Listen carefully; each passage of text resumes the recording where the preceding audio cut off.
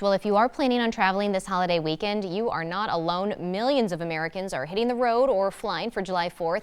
As experts say, they're expecting to see pre-pandemic levels of travel this summer. Just last Sunday, TSA officials say more than 2 million people went through airport security checkouts. And the agency, they're planning for even more this weekend. 43 million are expected to travel by car. That's more than even before the pandemic. People may generally feel a little more comfortable traveling by car. It gives you a little more control over protecting everybody in the family. But you will pay at the pump. Gas prices are likely to stay above $3. That's an average all summer. Gas Buddy's 4th of July forecast shows 74% of those planning to take that road trip this season will be taking at least 2 trips, increasing demand for fuel. That, along with the continued economic recovery and any potential disruptions during hurricane season, will keep gas prices above $3 a gallon through Labor Day. And those trips are picking up again after everything, right? Including travel plans came to an abrupt halt last year. But as Idaho News 6 Rebound reporter Natasha Williams explains, travel numbers, they're flying high once again here in Idaho. She joins us live now. And Natasha, what does air travel look like ahead of the holiday weekend? The Boise Airport is expecting it to be a very big travel weekend, right? If I'm actually going to just step out of the way and check this out, look, you can see that the line behind me, this is the line to get in and get to the gates. It's already starting to get filled up and it's only 6:30 in the morning. Now, this is actually in line with Boise Airport officials. They're expecting a huge boost in travel numbers this year.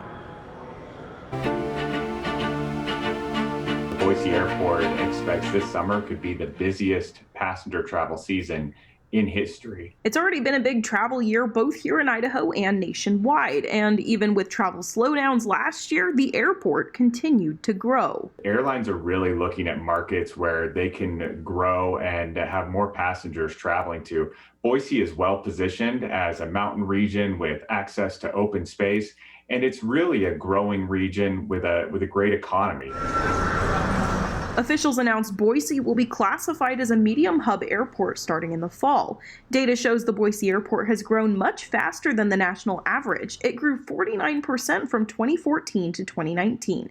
And this year, the travel boom could mean an economic boost. We're seeing about 10 to 15% more seats in the market than we saw last summer. And typically that means increased tourism into the Boise region. In the past 6 months, the Boise Airport has added new routes, including to Atlanta, Palm Springs, and Orange County, plus nonstop services to Nashville and New York City. We have more seats, more capacity in our market, and more destinations that we have nonstop routes to than we've ever had in our past.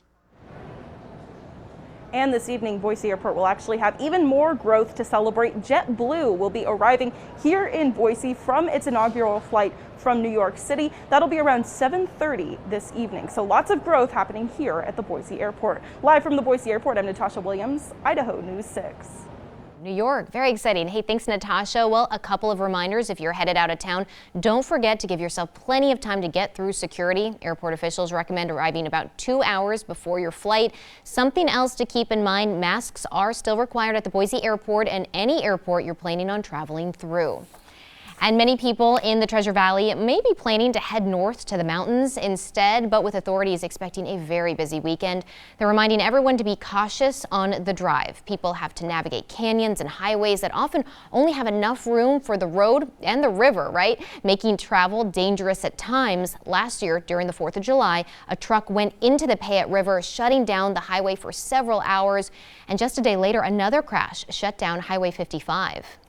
On the holiday weekends, if we get a crash on the highway, we're forced to have to shut the highway down for an extended period of time just to get emergency vehicles in and out of a crash scene due to the sheer volume of traffic on the highway. Roads like Highway 55, Highway 21, Banks-Loman Road, and Highway 95 near Riggins, they need your full attention. Authorities say the key to staying safe, just being patient, slowing down to make sure you arrive to your destination safely.